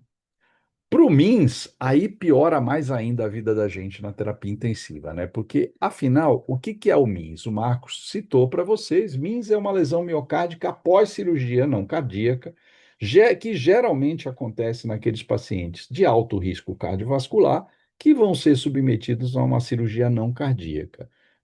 A prevalência disso é alta, a gente está falando da ordem aí de 20%. E aí eu queria chamar a atenção de vocês que a gente se preocupa muito com isso, os cardiologistas se preocupam com isso, nós intensivistas nos preocupamos com isso, mas na prática a gente acaba não sabendo muito bem como lidar. E segundo, às vezes a gente nem diagnostica. Por quê? O infarto no período perioperatório ele faz 3 picos, raciocinem comigo, né? O primeiro pico dele é no intraoperatório. Esse sim é um que a gente às vezes costuma pegar na UTI, porque obviamente o meu paciente não vai ter clínica de dor, ele está sedado, analgesiado lá, mas às vezes ele chega com alteração eletrocardiográfica ou com aquela variação do biomarcador que eu já tenho no período de pós-cirurgia. O segundo pico da lesão isquêmica nesses pacientes, que coincide com as alterações de coagulação, de procoagulabilidade pós-cirurgia, ela vem aí no terceiro dia. E aí, o que que acontece, não sei na UTI de vocês, mas na maioria das UTIs, não só no Brasil. Se eu tenho um paciente de alto risco cardiovascular que vai bem na cirurgia e vai aparentemente bem nos 2 primeiros dias de pós-operatório, dificilmente ele vai ficar lá na unidade de terapia intensiva de vocês até o terceiro dia, né? Até porque a gente tem o turnover, a necessidade dos nossos turnovers de leitos que são preciosos no nosso sistema, né? E aí, na prática, muitas vezes eu mando esse paciente para o quarto e se ele continua bem, às vezes lá pelo 7º dia ele está indo embora. Pois é, a gente acaba não pegando esses picos, porque os picos se dão no intraoperatório, no terceiro dia, no 7º dia e no 21º, que se vocês estudarem do ponto de vista de cronograma, provavelmente vocês vão ver que muitos desses pacientes estão indo embora já do serviço, porque já estão estáveis, né?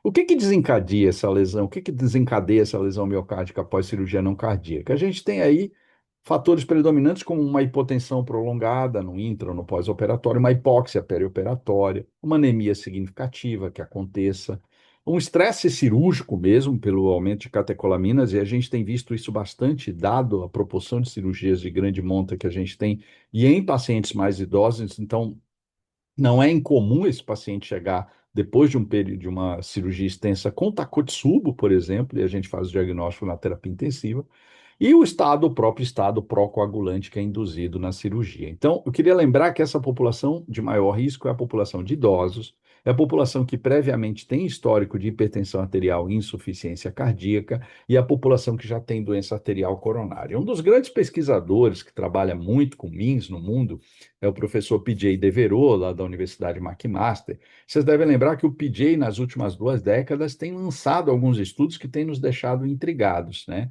Alguns desses estudos, por exemplo, nos mostram que muitos desses pacientes fazem esse limite superior a 99, que na teoria, com uma dosagem, poderia caracterizar infarto.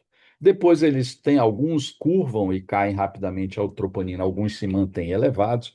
E o que que acontece? Este paciente que está fazendo essa variação, esse MINS lá no período perioperatório, ele é um paciente que tem 3 a 5 vezes maior mortalidade nos próximos 30 dias, mesmo que ele seja assintomático, que o único achado dele seja a elevação de troponina.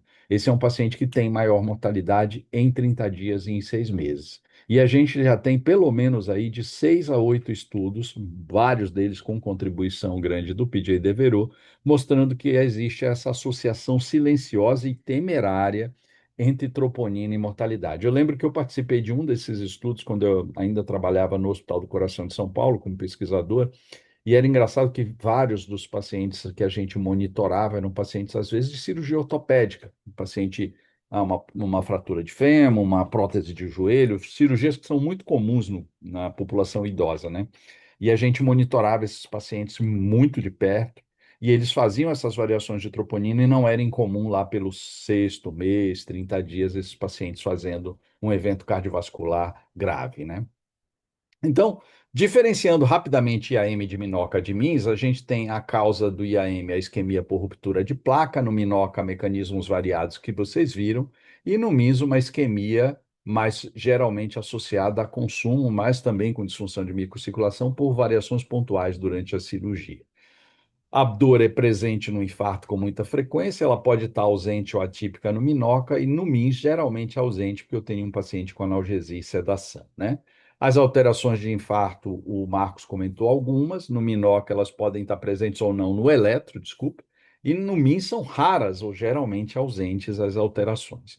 E na angiografia a gente tem obstrução no IAM, sem obstrução no minoca, e a gente nem estuda esses pacientes de MINS, não está em indicação rotineira de estudar, e a gente nem acha muito. Agora a gente tem achado um pouquinho mais com angiografias, né? As angiografias digitais. E o prognóstico, ele é variável, obviamente, de acordo com o tipo, lembrando que, apesar de tudo, no MINS a gente tem aí maior elevação de mortalidade em 30 dias. Então, para confundir de vez agora, e para a gente puxar uma outra discussão que é importante nesta questão da troponina também, nesses cenários, a gente viu o IAM sem supra, Marcos mostrou muito bem para a gente aqui, o IAM com supra, mas a gente tem um outro problema agora. Será que a gente Na emergência tem discutido bastante isso, talvez até porque essa população no departamento de emergência seja talvez até mais comum do que na terapia intensiva, mas eu sei que muitos de nós trabalhamos, mesmo nas unidades de terapia intensiva, como, de certa forma, departamentos de emergência, porque muitas vezes a gente pega esse paciente na linha de frente também.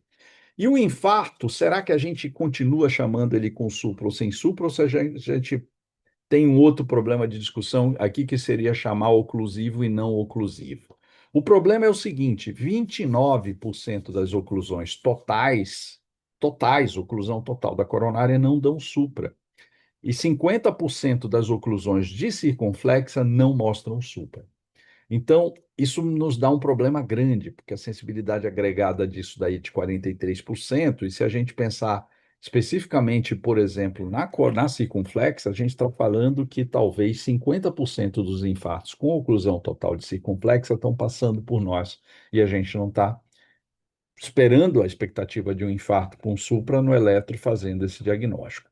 Isso tem variações que vão desde o fato de que o infarto pode ter correlação, mesmo sem a oclusão, com o fluxo coronariano, a gente lembra dessa classificação hemodinâmica do time 0 ao time 3, né? Então, tem pacientes que têm lentificação de fluxo, mesmo sem eventualmente uma presença clara de uma lesão, ou pela carga trombótica que muitas vezes a gente tem num evento coronário. Então, o fato é que a gente tem um paradigma. A gente tem classicamente aquela angina e o infarto com supra e sem supra. Num, a gente espera a troponina subir, a gente faz o diagnóstico diferencial se é angina ou se é IAM sem supra. Marcos lembrou muito bem para vocês. No outro, a gente tem o supra, que é mais fácil, a gente nem espera a troponina, sai correndo e faz a intervenção. Mas existem falso negativos, ou seja, tem paciente que não tem supra e tem oclusão total, e talvez a gente tenha que partir para uma invasão maior. Então, talvez a gente tenha que discutir, ao invés de com supra ou sem supra, a gente mudar essa definição ou pensar diferente para mudar para oclusivo e não oclusivo. Qual é o contexto disso? Gente, classicamente essas definições de supra e sem supra vieram aí no final dos anos 80 e muito alinhados com a questão da trombólise. Quem eu trombolizo, quem eu não trombolizo. Acontece que no ISIS-2 e em 4 grandes estudos de trombólise, não houve a exigência de alteração eletrocardiográfica para trombolizar os doentes, é fato. Então, é óbvio que no subgrupo dos doentes que tinham elevação de segmento ST, esse benefício era maior. Mas tem vários pacientes que ganharam benefício na época de trombólise, nessa misturada que foi de pacientes, com o benefício sem uma clara definição se tinha supra ou se não tinha supra no eletro. E aí a gente tem alguns estudos dos anos 2000 e 2004 mostrando com um N baixo e com casos controle, qual seria o ponto de corte exatamente para a gente definir no eletro o que é supra e não é supra? Até que a gente tem essa classificação da American Heart Association, do American College of Cardiology e da Heart Hitman Society, definindo quais são os critérios do IAM com supra que a gente reviu, que o Marcos apresentou bem, né? Então, a questão é, bom, quando tem oclusão e tem elevação, ninguém discute, mas quando tem oclusão e não tem elevação, será que a gente também não tem que fazer perfusão ou a gente vai esperar a curva exatamente da troponina? Então a gente tem esse paradigma da angina, do IAM com supra, da angina com a variação de troponina ou não, e se ela tem oclusão ou não tem oclusão. E aí, no meio desse estudo, para complicar mais ainda, o Schmidt publica em 2001 dados mostrando de 418 pacientes que ele avaliou, as angiografias e o quadro clínico, 29% desses pacientes tinham IAM com oclusão da coronária sem supra. E 50% desses achados estavam nos pacientes que tinham a oclusão da CX. E aí, nessa esteira, a gente vem com várias outras análises pós-hoc, seja do Paragon, do Triton Time 38, e em 2001, umas publicações do Maia, confirmando esses dados e chamando a atenção que, quando eu agrupo todos esses valores, eu tenho uma sensibilidade do supra de ST para diagnóstico de infarto, que é para o diagnóstico de infarto associado à oclusão coronária, que é de 43% a 78%. Ou seja, mais da metade, quando a gente trabalha com intervalo de confiança que é grande, que ele vai de 34 a 52, mais da metade das oclusões coronárias agudas podem não apresentar elevação de segmento ST. E a especificidade é maior, é mais específico, o eletro ali para nos ajudar, mas ele talvez não seja mais, ou nunca deveria ter sido, talvez, o nosso grande gold standard para esse diagnóstico, né? Então, existe uma proposta e uma linha que a medicina de emergência tem compactuado e a terapia intensiva também progressivamente, a cardiologia um pouco menos, ainda está digerindo essa grande mudança, mas seria a gente mudar o infarto com supra ou sem supra para a gente chamar de OCA e NOCA. OCA seria a oclusão ou a quase oclusão com circulação colateral limitada de um risco de um infarto transmural, né? Ou seja, esse é aquele que realmente necessita da perfusão imediata, independente de quanto vai ser a minha variação de troponina aí. E o NOCA, aquele que não tem oclusão, mas não significa dizer que ele não pode ter ali uma placa rompível e que seja vulnerável à trombose e à isquemia coronária. Por isso que o Marcos comentou com vocês que, às vezes, mesmo sem oclusão, a gente, caracterizando a gravidade do paciente, tende a ser mais precocemente invasivo. Às vezes, não é incomum pacientes que são direto do departamento de emergência já para a unidade coronária, já para a unidade de intervenção, e depois vem para a gente na terapia intensiva. Então, para finalizar, eu queria dar um nó final na cabeça dos que ainda não conheciam esse conceito, e desculpem eu tê-lo inserido aqui, porque eu acho que ele tem tudo a ver com essa questão da gente ficar mais preocupado com o valor de ponto de corte de troponina do que propriamente entender essa dinâmica global que pressupõe esses novos diagnósticos. Então, por exemplo, esse infarto, esse é considerado um possível sinal de oclusão completa, que seria a onda T hiperaguda. Vocês estão vendo uma larga, comprida e convexa aumentada ali, simétrica de ondas T's ali, e partindo ali de V3, V4, V5. Essa onda T hiperaguda pode ser um sinal de oclusão, pode ser um sinal de OCA. Não tem supra, mas pode ser. O famoso padrão de Winter. O padrão de Winter, ele representa ali 2% dos IAMs anteroapicais com oclusão total. Então, eu tenho ali um infra de 1 milímetro que vai de V1 até V6 e um ST que é ascendente depois desse infra, como vocês estão vendo aqui. E uma onda T que é hiperaguda simétrica na sequência.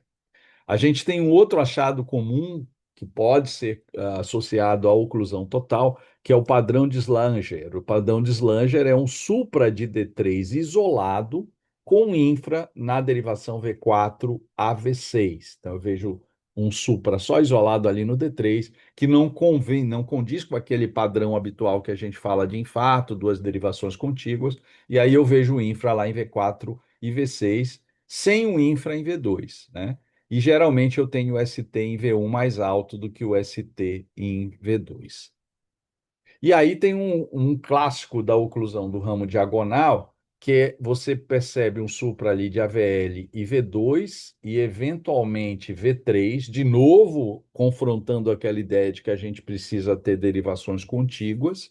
E no AVL V2 eu tenho uma mudança recíproca da parede inferior, uma imagem espelho da parede inferior. Esse é o chamado clássico padrão da bandeira da África do Sul. Então, aqui eu deixo um quadrozinho aí para vocês, é um print, né? Se quiserem aí printar, porque são tantos, eu não vou entrar aqui na discussão desgarbosa que o Marco já falou também, é só alguns elétrons que podem representar a oclusão coronária total e não representam o tradicional conceito de supra no eletrocardiograma. Existem algumas revisões na literatura muito interessantes sobre isso, inclusive publicações nacionais, no Arquivos Brasileiros de Cardiologia, vocês têm uma excelente publicação sobre esse tema, e esse é um tema que está sendo uma mudança de paradigma grande que a gente traz junto com essa discussão de sobe troponina ou não sobe troponina, porque quando eu começo a achar padrões como esse no eletro, talvez eu tenha que começar a pensar em intervenções mais precoces que até passam pela necessidade de eu obrigatoriamente ter que curvar uma troponina. Então, aqui, olha, encontro o meu paciente que está ali com dor torácica, ele procura, obviamente, algum critério de gravidade que aumente o risco de doença coronária, e aí eu faço o eletro dele aqui. O meu eletro foi feito em 10 minutos. Ele tem uma elevação do segmento ST, está resolvido. CAT o mais rápido possível, trombólise o mais rápido possível, e aquele segmento dos outros medicamentos que o Marcos já expôs tão bem. Chegou ali e não tem ausência, não tem supra, tem ausência de elevação do segmento ST, uma recomendação interessante é buscar outros sinais eletrocardiográficos que possam me ajudar nesse diagnóstico de OCA. Onda T hiperaguda, padrão de Slanger, padrão de Winter. E se eu encontro algum desses padrões, a grande discussão que se tem no momento é se eu não tenho que ser mais invasivo. Será que já não vale mandar apenas o paciente para o CAT? Ou, eventualmente, fazer algum estudo mais invasivo, como uma angiotomografia coronária, se eu não me sentir tão seguro do CAT, se a minha propedêutica ali, a minha semiologia de avaliação da dor, não estiver muito tranquila, né?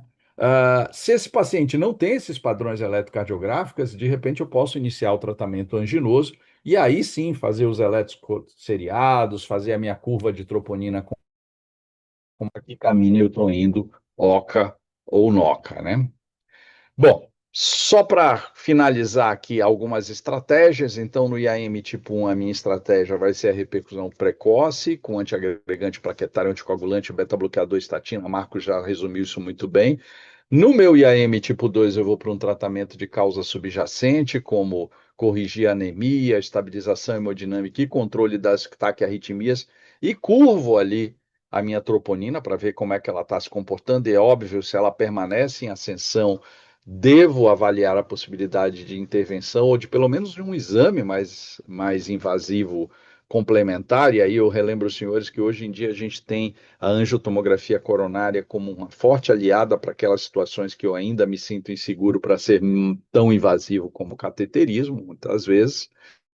Pede uma terapia individualizada e o bloqueador de canal de cálcio pode ser interessante, assim como a investigação com a suplementar e os testes laboratoriais extensivos. E o MINS, monitoramento Não estou vendo o rigoroso. seriado.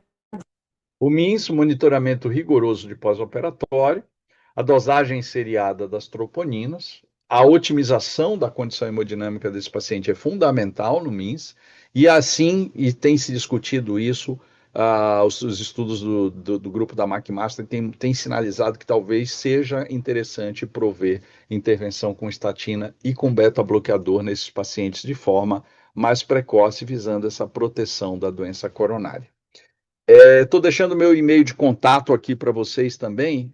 Como falei até para os colegas, eu estou no plantão aqui, a gente não para, né? Na intensiva e na emergência o dia inteiro trabalhando, né? Marcos Feres, Marcos e Paulo.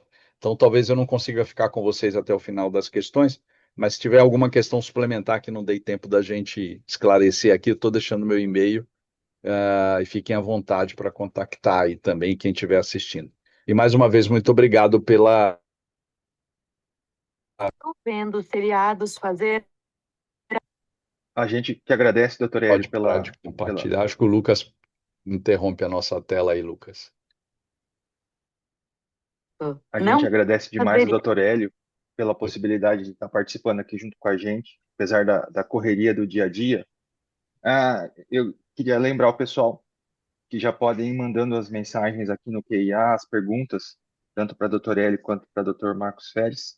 Eu queria aproveitar que o senhor está aqui, doutor Hélio, e perguntar para o senhor, esses pacientes de pós-operatório, a gente mantém os pacientes de alto risco por mais tempo, mas e os pacientes de baixo risco cardiovascular? O senhor acha quanto tempo a gente mantém esses pacientes na UTI, desde que eles estejam indo bem, obviamente, e monitoriza a troponina?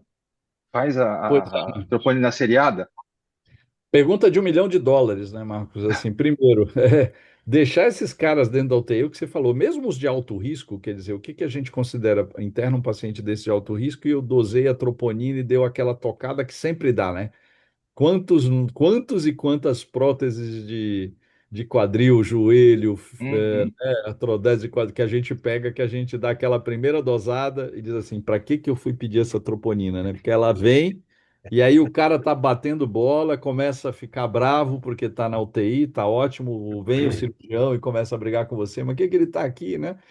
E a gente obviamente fez aquele primeiro corte e aí a recomendação, sem dúvida, fiz o primeiro, eu vou ter que seriar pelo menos as 3 ali para ver como é que ela se comporta. A grande Uhum. discussão, e essa tem sido a discussão mais do que mantê-lo na UTI, até porque a ocorrência de evento cardiovascular agudo mesmo, nesse período até que a gente costuma manter mais na UTI, que são esses primeiros 24, 48 horas, mesmo nesses estudos do grupo da McMaster, ela é baixa, né? Então, realmente, a gente não consegue achar uma justificativa muito clara para mantê-los na UTI. Talvez uma unidade semi-intensiva até justificasse, mas na UTI não. Mas a ideia é que, ao seriar e ter essa curva e claramente não ter uma justificativa de uma oclusão aguda para isso, obviamente, a ideia é que eles possam ser monitorados mais de perto, particularmente nos próximos 6 meses, seja pelo médico titular, cardiologista, e com uma atenção especial, talvez, a algum tipo de intervenção das que o Marcos falou. Não está claro se vale a pena antiagregação plaquetária, já tem um estudo, inclusive, disso com o PJ, parece que há um risco até mais aumentado de sangramento, mas parece que há um benefício, sim, de um controle maior do nível, dos lipídios, quer dizer, com estatina, e talvez um medicamento, um anti-isquêmico, como um antagonista do cálcio, ou mesmo, preferencialmente, um beta-bloqueador. Perfeito, perfeito. Aqui no QIA, a gente tem uma pergunta, ah, a Ana Renata perguntando, quando o paciente chega com IAM, inicia o AS mais o clopidogrel, a anticoagulação com heparina neste contexto, ela é plena ou é profilática? Antes ou depois da angioplastia? Obrigado pela pergunta. Seguinte, chegou, fez a aspirina, fez o diagnóstico, tá? Você pode usar a heparinização, você deve usar a heparinização profilática e depois de lá, que foi para a angioplastia e fez o cateterismo e viu e fez todo o procedimento, aí na volta você já pode aumentar para a heparinização plena e conduzir aí durante a internação na UTI, depois você tira, entendeu? Você vai gradativamente fazendo a transição. Isso daí é uma polêmica, tá certo?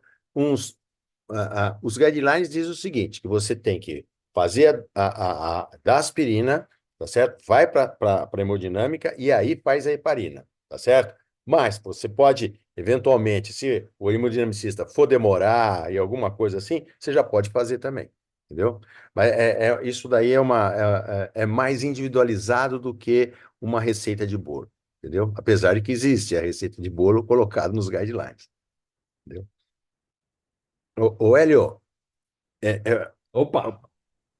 parabéns pela tua exposição, adorei. Você é um fantástico, meu. Para quem não sabe, é o maior editor de livros do universo. Ô, Hélio, seguido do Paulinho também. Não, Esse depois também do não é pra... Paulo. Aprendi com você, aprendi a dar aula com você e com o Paulo escrever livro. Quem Seguinte, me dera, só aprendo com ambos. é só para polemizar aqui. Eu sei que você faz pós-operatório de cirurgia cardíaca, eu também faço. A briga com os eternos cirurgiões. O paciente vai lá, traz o paciente, fez 3, 4, põe uma mamária, ou com uma radial, 2 safena, e ele chega lá meio que hipotenso e tal, e o cirurgião com aquela fala clássica. Foi liso, liso, sucesso. E aí você já olha aquele eletrinho no monitor, aquele desnivelzinho pequeno, mas você sabe que aquela porcaria vai aumentar e tal. E você fala, ó, acho que aqui vai desenvolver um infarto perioperatório. Não, não vai, faz isso aqui e tal. Aí, quais quais os exames, eu gostaria que você colocasse a sua experiência, né? Por isso que eu estou te provocando. Qual é a sua experiência nisso daí, em falar assim, esse paciente de revasculação do miocárdio está ocorrendo um infarto perioperatório. E é aquele cara que já vai começar indo para o choque. Mas quais os exames? Troponina, quantas vezes aumentada? Ultrassom, clínica, eletro, PAE, pressão capilar, o conjunto da obra numa parte simples para fazer um diagnóstico de infarto perioperatório, em pós-operatório, cirurgia cardíaca e revascularização. Essa é outra pergunta apertada, né, Marcos, que a É, gente é. tem. Porque, assim, é aquilo que você falou. Eu tinha uma aulinha de pós-operatório que eu fazia que era assim, que eu gosto, eu tenho uma imagem do Arnold Schwarzenegger quando ele fazia o Conan, que ele era Sei. fortão, bonitão, né? E eu tenho uma dele atual, depois de ser Ih, governador da Caifás, que está ah, destruído. E ah. eu sempre costumo dizer que o coração entra daquele jeito, quando o cirurgião entrega para gente, ele entrega o outro Schwarzenegger para a gente resolver. Mas brincadeira à parte é muito isso, né? Porque assim, você resumiu aí, puta, meti 3, 4, 5 enxertos, fez hipotensão, coloquei em SEC, né? Eu faço um monte de agressão. Então, qual é a expectativa que eu tenho com tanta agressão de como é que eu vou curvar, né? Troponina, CPK, CKMB? É complicado, né? Então, a gente tem que ter critério mais rigoroso em relação a esse biomarcador, porque ele vai vir muito alterado. Então, a expectativa que a gente tem para definir um IAM, por diretriz, um IAM tipo 5, que seria esse IAM pós-revascularização, seria uma elevação de troponina aí, pelo menos na casa de mais de 10 vezes, né, o limite superior ali do percentil 99 que você colocou, né? E aí, e obviamente esse paciente com nível basal normal, né? Aquele cara que entrou normal e aí vai para o sai no pós-operatório ali com mais de 10 vezes aquele valor basal, né? Juntamente, óbvio, com uma evidência de nova isquemia, né? Também não adianta só a troponina, que a troponina subiu, vai subir, pode ser que nada é exato em medicina, né? Então a gente não pode bater o martelo e dizer assim, 10 vezes troponina já infartou. Não, a gente sabe que tem paciente que faz muito mais do que isso no pós-operatório. Então a gente vai acompanhar essa curva, mas obviamente esse que o Marcos descreveu aí, puxa, o cara subiu troponina, deu uma supradinha ali, quer dizer, já tem uma evidência de uma nova isquemia, esse cara é para ficar de olho. Até porque, na maioria das vezes, isso vai ser uma oclusão do enxerto ou do vaso nativo que ele fez, que um vaso nativo que eventualmente não foi revascularizado, né? Aproveitando isso, para troca de válvula, que a gente também pega bastante, não vamos falar só de isquemia, já que a gente está falando de troponina, os estudos, a maioria dos estudos sugere que o ponto de corte para troca de válvula da troponina seria na admissão, por exemplo, você está usando troponina T, ali acima para margem acima de 700, 720 nanogramas, picogramas por ml, né, que é a coisa, que é que geralmente tem que curvar também, né? Porque para válvula é mais complicado que a gente não vai ter Você vê essa essa- uma outra parede que ficou com hipocontratilidade segmentar. Isso. E aí te ajuda mais uma vez, eu não posso nem, não posso, aqui eu não me dou nem ao luxo de falar isso, que eu tenho dois papas do negócio aí, do POCUS, né? Você e o Paulo aí, que são não só dois entusiastas, como dois caras que puxam intensamente isso na terapia intensiva brasileira aqui. Aí, mais uma vez, o quanto pode nos ajudar. Obviamente que para um cara com uma janela péssima na maioria deles, né? Que são no pós-operatório, que ali Operatório. dá, mas aí já entra Pena. aquele outro lugar que a gente está querendo meter a mão já tem um tempo, né? Que é o transesofágico, que a gente também já está querendo, né, Paulo? Faz tempo colocar isso, passar a mão nisso dos ecocardiografistas, porque sem dúvida vai nos ajudar. Os emergencistas já estão de olho nisso Já também. estão de Mas sem olho. dúvida esse é o tipo de cenário que o transesofágico também nos ajuda para fechar esse cenário que o Marcos falou, quer dizer, a variação da troponina, uma evidência nova de isquemia, uma imagem aí com POX pode nos ajudar tremendamente beira-leito, né?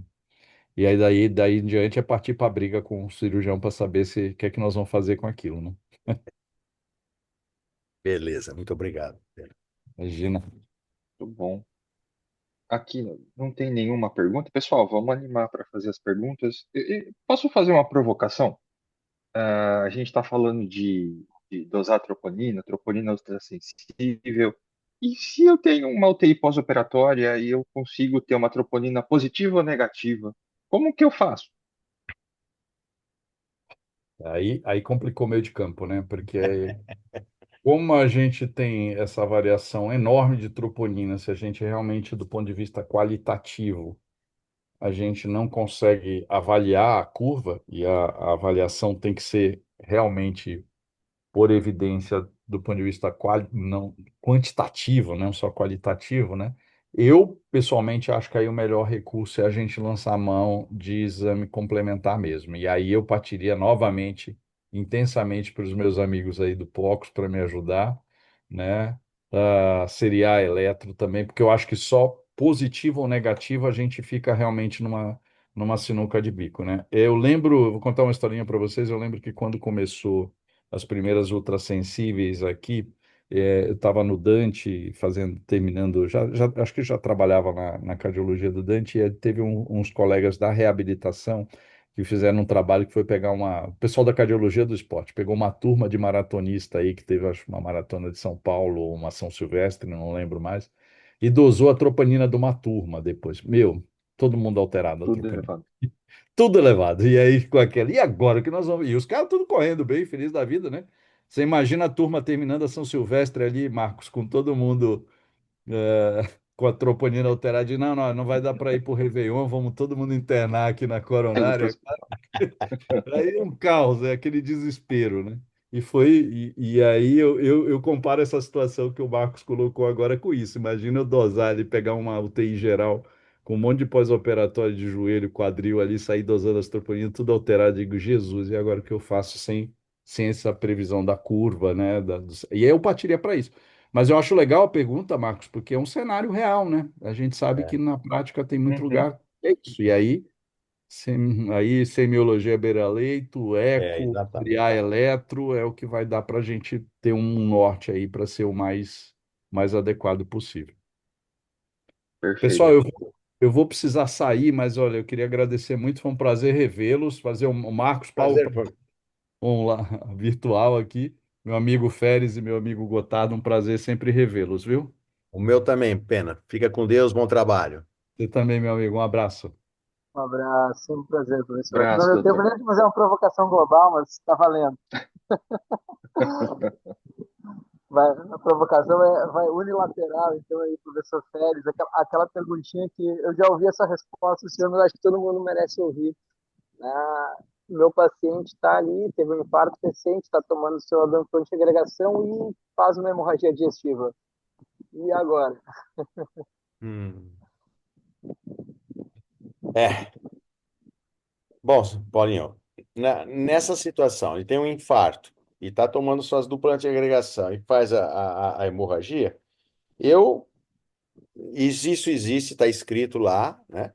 Está escrito lá, eu suspenderia e faria uma endoscopia. Não tem como fugir. Você não sabe se esse paciente já tinha uma úlcera prévia, que dá para ser clipada, fazer um clipezinho lá, se ele tinha uma fissura no esôfago, com uma varizinha, porque quando ele chega para você, você não tem muita história pregressa dele. Você não está sabendo quais são as suas comorbidades. No bom senso, suspenderia e faria endoscopia. Não sei, o que você faria? Eu ouvi há um bom tempo atrás uma resposta do senhor que eu achei genial, né? Quem vai me matar primeiro? Aí vai me matar primeiro. Quem vai me matar primeiro é hemorragia digestiva. No momento que ela deixa matar primeiro, volta tudo, né? Mas eu É, achei genial, que até hoje eu falo muitas vezes essa mesma resposta. tá bom. Acho que é um cenário do dia a dia que muitas vezes gera essa dúvida. Tá bom, O Paulinho. pessoal não está se animando, fazer só mais Ah, e depois daquele trabalho lá do New England, agora desse ano, falando lá dos beta-bloqueadores, do pós-infarto, o que o senhor entende, assim, muita gente dizendo morreu, beta-bloqueador, e aí, professor? não, é aquilo, acho que foi mais fatalidade. Você entendeu? O beta-bloqueador está já há muito tempo já estabelecido, entendeu? Muito bem estabelecido. Ele diminui o MVO2, o consumo de oxigênio pelo miocárdio, ele estabiliza a placa. Ele é fantástico. E eu não sei por que que isso aconteceu. Eu acho que isso daí deve ter sido uma fatalidade. Não sei a explicação que eles deram para esse trabalho aí. Mas todo lugar, todos os guidelines, tanto do American Heart quanto do ESC, eles falam em beta-bloqueador nas primeiras 24 horas. 24 horas. E na experiência prática, eu nunca tive uma complicação de beta-bloqueador. A não ser, na hora que deu o beta-bloqueador, o cara teve asma. Bom, porque ele já era asmático. Genial. Ô, Paulo, só para aproveitar. O médico é o que é a essência no final, né? Da história. Desculpa o Marcos.